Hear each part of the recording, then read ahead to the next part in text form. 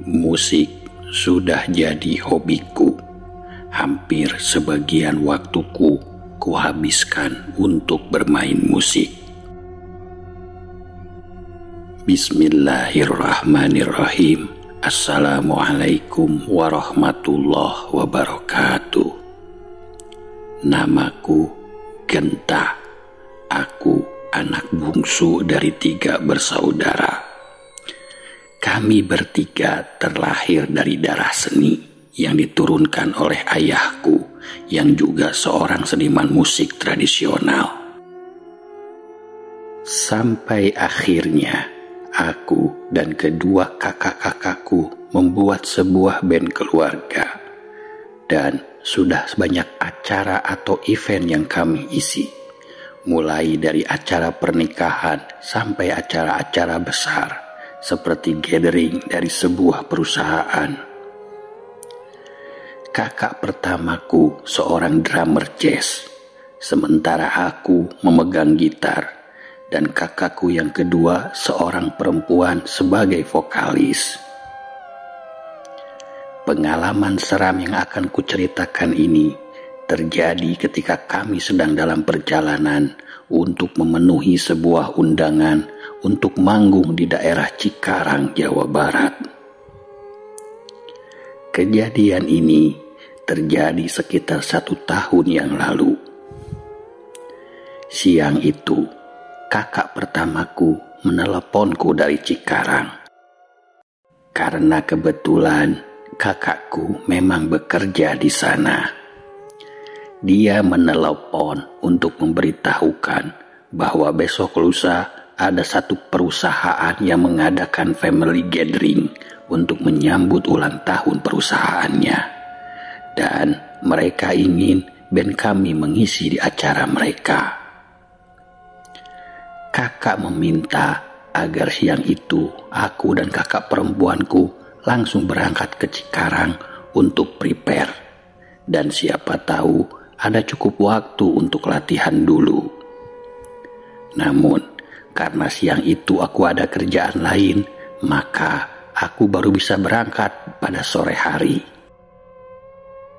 Sebenarnya aku sudah menyuruh kakak perempuanku untuk berangkat duluan siang itu.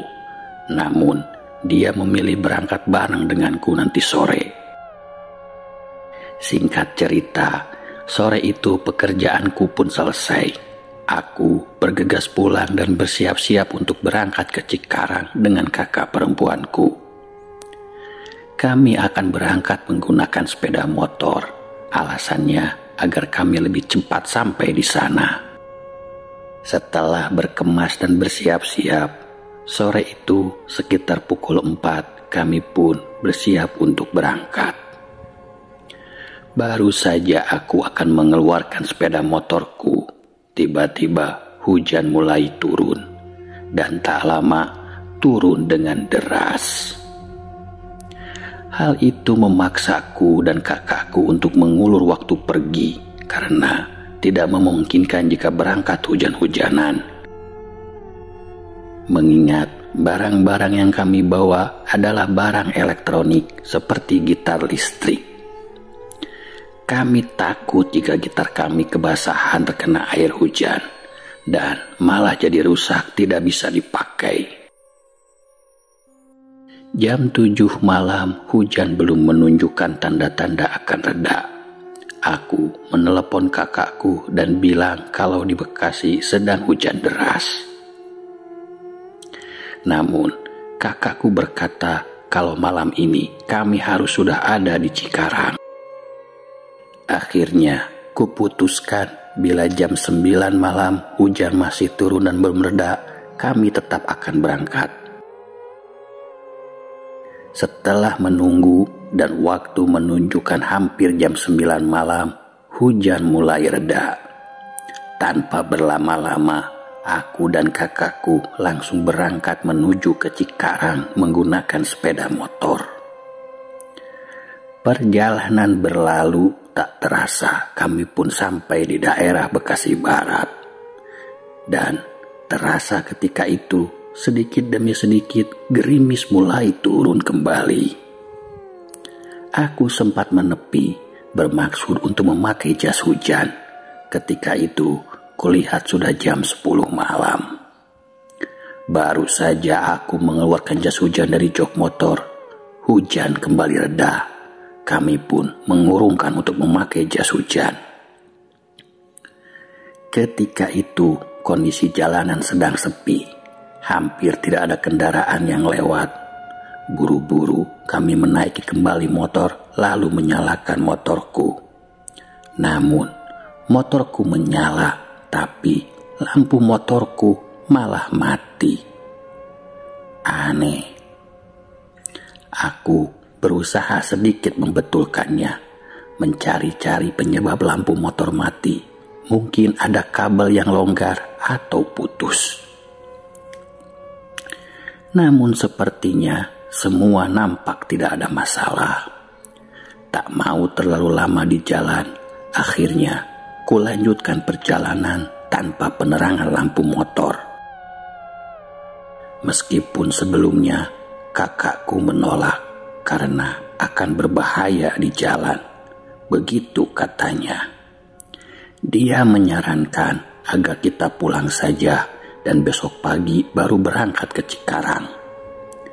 Namun, aku merasa tanggung karena sudah hampir setengah jalan yang kami lalui. Lalu aku yakinkan kakakku itu kalau kita akan pelan-pelan saja, dan jika ada kendaraan mobil atau apapun itu, kita akan mengikutinya dari belakang, sehingga kita mendapat penerangan. Begitu kataku. Akhirnya kakakku pun setuju, lalu kami lanjutkan perjalanan. Sepanjang perjalanan, kami tidak menemukan kendaraan lain yang berjalan di depan kami, dan jalan yang kami lalui mulai gelap, tidak terlihat. Kami hanya bisa melihat dengan jarak pandang yang terbatas. Sisi jalan yang kami lalui adalah bukit-bukit dan tidak ada lampu penerangan jalan. Kakakku mulai ketakutan saat itu. Hingga tak jauh dari sana, di depan kami melihat ada cahaya lampu berwarna merah yang menyala dari kejauhan. Oh iya, itu lampu sebuah kendaraan. Aku pun langsung mempercepat sepeda motorku untuk mendekati kendaraan tersebut. Syukurlah, setelah kami mendekati kendaraan itu, kini kami agak sedikit tenang. Kami berjalan beriringan dengan sebuah truk pasir yang berada di depan kami. Aku membutuhkan truk itu sekedar untuk bisa menjadi penerang jalan kami, karena memang di jalur ini banyak sekali truk yang lewat, apalagi jika sudah malam. Takutnya kami tidak terlihat dan terjadi sesuatu. Maka dari itu kami butuh penerangan, begitu pikirku. Truk yang berada di depan kami itu berwarna merah, dengan spakbor ban yang sobek di sebelah kanan dan berpelat nomor F. Di belakang bak itu terdapat tulisan atau gambar-gambar seperti layaknya truk pasir pada umumnya. Di truk itu bertuliskan, "Maafkan jika aku pulang ke rumah kedua." Aku sempat tersenyum melihat tulisan itu. Entah apa maksudnya. Ya sudahlah, tidak penting juga. Kami pun mulai memasuki daerah Pasar Setu, Cibitung. Dari kejauhan, kulihat beberapa kendaraan yang berhenti. Sepertinya ada kemacetan di depan sana. Semakin mendekat, terlihat antrian kendaraan yang cukup panjang. Aku pun meninggalkan truk yang tadi di depan kami dan melewati beberapa kendaraan lainnya untuk menembus kemacetan. Aku berpikir nanti sajalah, Di depan aku mencari lagi kendaraan lain untuk aku buntuti sekedar menerangi jalan. Setelah melewati kemacetan itu, ternyata pangkal dari kemacetannya adalah sebuah kecelakaan. Ada satu kendaraan yang terperosok ke dalam jurang dan kulihat sedang dievakuasi. Singkat cerita, setelah berhasil keluar dari kemacetan itu, aku langsung gas motorku. Dan tiba-tiba lampu motorku kini menyala kembali. Syukurlah aku bisa lanjutkan perjalananku ini dengan tenang dan dengan penerangan lampu tentunya. Kami pun segera meluncur ke rumah kakakku di daerah Cikarang. Setelah beberapa lama berjalan, ketika kami melewati jalur gerbang tol Cikampek, tiba-tiba lampu motorku kembali mati. Namun, saat itu sudah memasuki daerah Cikarang, sehingga jalanan terlihat terang karena mendapat penerangan jalan yang cukup. Aku jadi tidak terlalu mempermasalahkan lampu motorku yang mati itu. Aku menyusuri jalan, dan ketika aku berbelok kiri memasuki jalan Cikarang Baru, di depan kulihat ada sebuah kendaraan yang berjalan cukup lambat. Itu sebuah truk. Aku memperlambat laju sepeda motorku dan berjalan di belakang truk itu. Sekilas aku sepertinya deja vu. Truk yang ada di depanku itu berwarna merah dengan sepak bor ban sebelah kanan sobek dan plat nomor F. Dan tulisannya, "Maafkan jika aku pulang ke rumah kedua." Ini kan truk yang tadi. Aku semakin yakin kalau truk yang di depan kami itu adalah truk yang sama dengan truk pertama yang kami buntuti. Tapi bagaimana mungkin truk ini sudah ada di depan kami? Bukannya tadi kejebak macet? Kalaupun truk ini keluar dari tol, masuknya dari tol yang mana? Sedangkan tidak ada gerbang tol lagi sepanjang jalur ini, dan mana mungkin ada dua truk yang ciri-ciri fisik dan plat nomornya sama. Merasa ada yang aneh, sontak aku langsung menarik gas motorku dan menyalip truk itu. Setelah melewati, aku tak berani melihat ke belakang untuk melihat truk itu lagi. Selama perjalanan, kakakku hanya terdiam, tidak berkata sepatah kata pun. Aku hanya mengingatkannya agar jangan tertidur. Sampailah kami memasuki jalan Tropika. Tepat di perempatan lampu merah, aku menghentikan motorku karena saat itu lampu merah. Kulihat saat itu sudah jam 11:30 malam. Setelah lampu kembali hijau, aku lanjut berjalan. Setelah beberapa meter kami berjalan, tepat di depanku, astagfirullahaladzim, kembali aku melihat tepat di depan jalanku itu ada truk berwarna merah. Dan setelah aku dekati lagi, ya Allah, itu truk yang sama seperti yang tadi kami ikuti.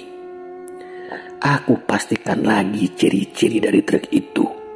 Dan memang benar, itu truk yang sama.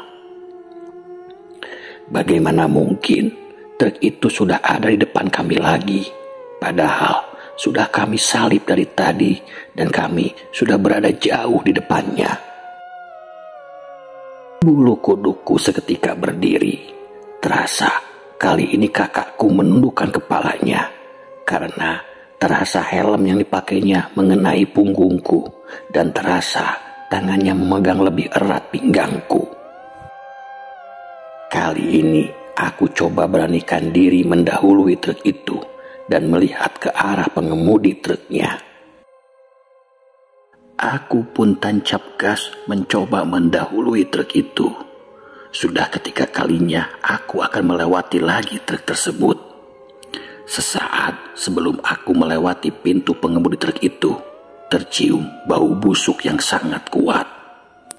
Ketika aku tepat berada di samping pintu truk itu, aku perlambat laju motorku mengikuti kecepatan laju truk tersebut. Aku coba melirik ke arah pengemudi truk itu. Namun, karena sangat tinggi, aku tak bisa melihat dengan jelas pengemudi truk tersebut. Dan ketika aku sedang perhatikan jendela pintu truk itu, ya Allah, apa itu? Tiba-tiba muncul sebuah kepala dari jendela kaca pintu truk itu. Ya, sebuah kepala seorang pria dengan muka yang hancur. Matanya bolong seperti tidak memiliki bola mata. Dan dia tersenyum menyeringai. Kemudian terlihat ada sebuah tangan yang keluar dari jendela itu. Tangan itu terlihat melambai-lambai seperti menyuruhku untuk mendekat. Aku yang saat itu sudah ketakutan langsung menambah kecepatan dan melewati truk itu. Ketika berhasil melewati truk itu, dari belakang menggema dan terus terdengar. Truk itu menyalakan klakson dengan bunyi yang sangat keras. Dan terlihat juga dari kaca spion motorku, truk itu memberikan lampu dim yang membuat silau pandanganku.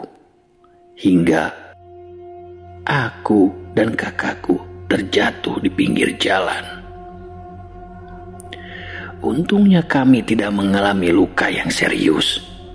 Tak lama, kulihat ada beberapa orang yang berlarian ke arah kami, yang kemudian menolong kami yang terlihat pucat, syok, dan lesu ketika itu. Lantas, aku pun menelepon kakakku agar kami dijemput. Kebetulan, saat itu kami sudah tidak jauh dari lokasi rumah kakakku itu. Singkat cerita, kakakku datang bersama teman-temannya. Lalu aku menceritakan apa yang terjadi, sampai akhirnya kakak perempuanku yang selama perjalananku bonceng ikut bercerita.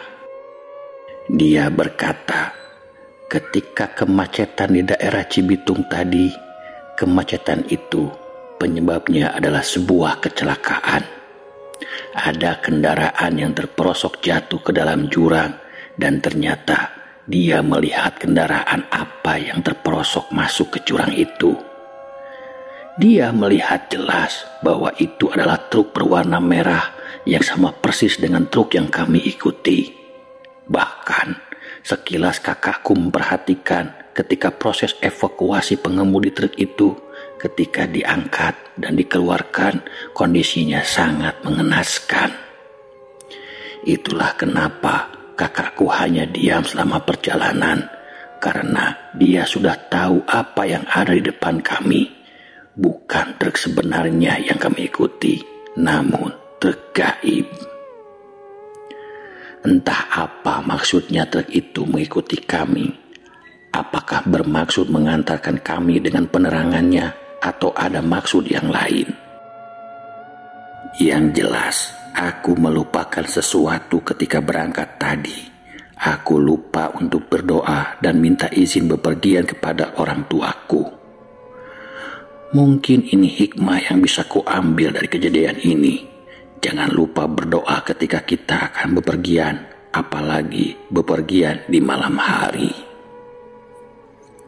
Nah, demikianlah teman-teman cerita pada kesempatan kali ini.